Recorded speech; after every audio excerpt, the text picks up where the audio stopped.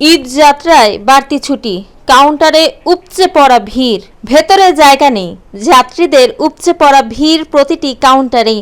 বাধ্য হয়ে ছোট্ট মেয়ে মেহেরজানকে নিয়ে কল্যাণপুর হানিফ বাস কাউন্টারের বাইরে ফুটপাতে বসে পড়েছেন মা আফসানা।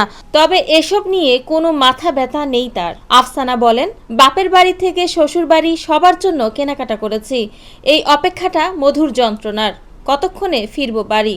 তিনি বলেন, প্রতিবারই ঈদ যাত্রায় ভোগান্তিতে পড়তে হয়। বেশিরভাগ সময়ই বাসের শিডিউল বিপর্যয়, কখনো সড়কে যানজট। এবার সেরকম কিছুই ঘটেনি। শুধু হানিফ বাস কাউন্টারই নয়, প্রতিটি কাউন্টার যেন যাত্রীতে ঠাসা। শিডিউল অনুযায়ী সময় মতো বাস ছেড়ে যাওয়ায় স্বস্তিতে থাকা যাত্রীদের অস্বস্তিতে ফেলেছে লাগেজের ভোগান্তি।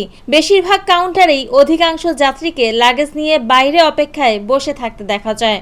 সড়কে চাপ না থাকলেও বাস কাউন্টারগুলোর দৃশ্য দেখলেই মনে হবে সব চাপ যেন কাউন্টারে।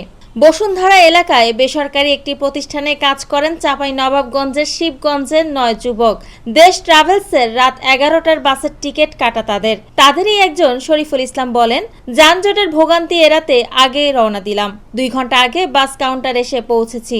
কাউন্টার থেকে বলেছে শিডিউল মতো বাস ছাড়বে, কিন্তু এই 2 ঘন্টা অপেক্ষা করার মতো জায়গা নেই কাউন্টারে। বাধ্য হয়ে লাগেজ ব্যাগ নিয়ে কাউন্টারের সামনে বসে পড়েছি। তিনি বলেন, লাগেজ আর অপেক্ষার ভোগান্তি থাকলেও বাস ছাড়ছে শিডিউল মতো। সময় মতো ঈদ যাত্রা শেষ করতে পারাটাই তো বড় কথা।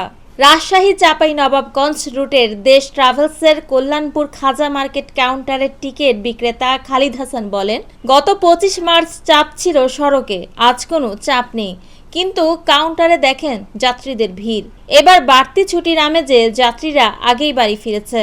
একই রুটের হানিফ পরিবহনের চালক বকুল হোসেন বলেন, এই ঈদে যাত্রীদের লাগেজ বেশি। বাসে যেমন লাগেজ সামলানোর বাড়তি চাপ, তেমনি কাউন্টারেও।